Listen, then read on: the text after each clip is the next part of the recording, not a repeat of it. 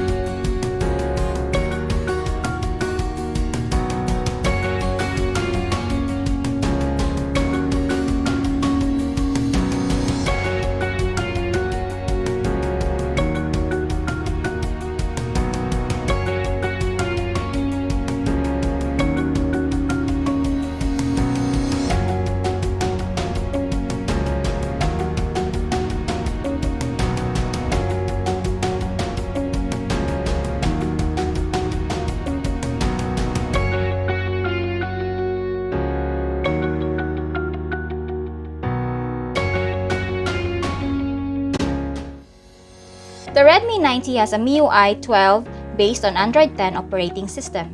You can choose between the 4GB RAM with 64GB storage and the 6GB RAM with 128GB storage.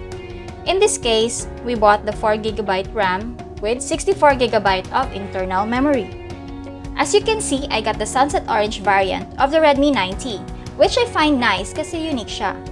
Ngayon lang ako nagkaroon ng orange na phone or any gadget whatsoever. But I like it. Sinadya ko talagang bilhin tong sunset orange for this reason and hindi naman ako nagsisi kasi maganda na naman siya. Of course, if you don't feel like buying this kind of color, you can choose from the other variants, which are the carbon gray, twilight blue, and ocean green. Looking back at the phone, it is made of plastic material and the back is a design that looks like sun rays, which looks good against the orange color of this phone.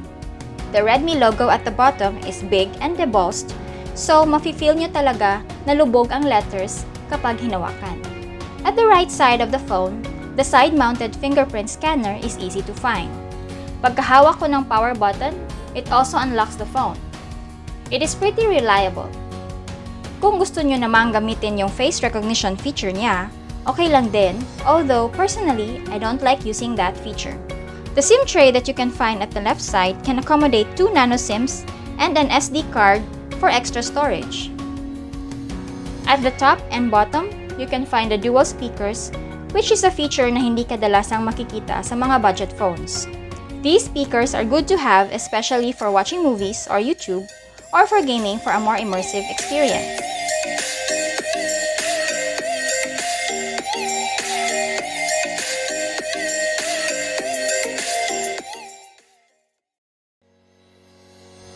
Now, for the display, the Redmi9T has a 6.53-inch Full HD Plus display equipped with Corning Gorilla Glass 3. The typical dewdrop notch is also present sa taas. For me, hindi naman siya nakaka-bother sa akin while using the phone for watching videos. It all boils down sa individual preferences natin. With 395 ppi, it's best to use this phone indoors. With a Full HD Plus display at this price point, wala ka nang mahihiling pa sa display nito. Maganda ang video quality, whether for watching videos or gaming. Overall, good and crisp ang display na binibigay ng Redmi 9T. In terms of gaming, you can expect na makakapag-gaming ka sa phone na to. We tested it sa Mobile Legends, Call of Duty, at Genshin Impact. As expected, kagaya ng Poco M3 na nireview ko previously, which has the same Snapdragon 662 chipset, makakapaglaro ka ng ML and COD at high settings. Tapos, sa Genshin Impact, lowest settings lang para makapaglaro. If you want to watch the Poco M3 review after this, please click the link sa description box below.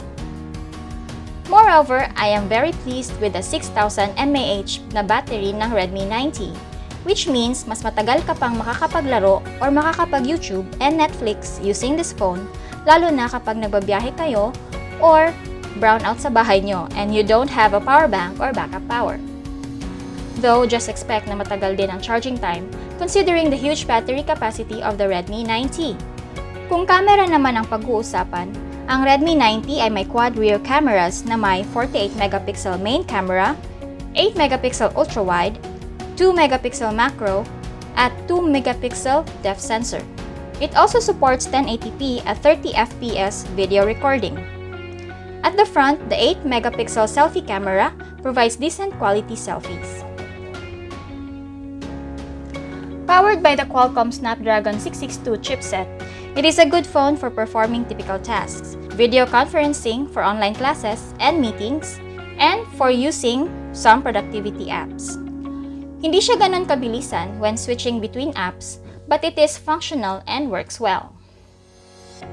If you like this video, please hit the like button below and don't forget to subscribe to my channel, Zel's Tech Reviews, for more unboxings and reviews of the latest gadgets. Thank you for watching and see you on my next one.